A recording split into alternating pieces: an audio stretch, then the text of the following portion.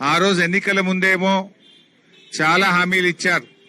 మేము అధికారంలో రాగానే వెంటనే పీఆర్సీని మేము నివేదిక తీసుకుంటాం, పీఆర్సీ అమలు చేస్తామని చెప్పారు. అంతేకాదు పెండింగ్ డిఏలన్నీ క్లియర్ చేస్తామని చెప్పారు.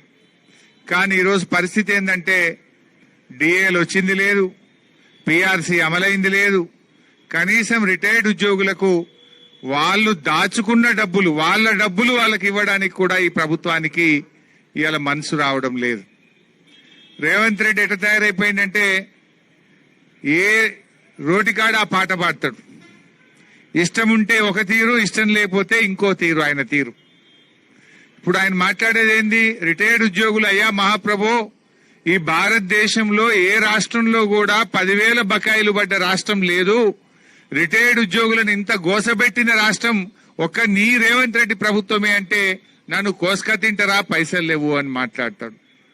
పైసలు లేక కాదు, రేవంత్ రెడ్డికి మనసు లేక సమస్య వచ్చింది.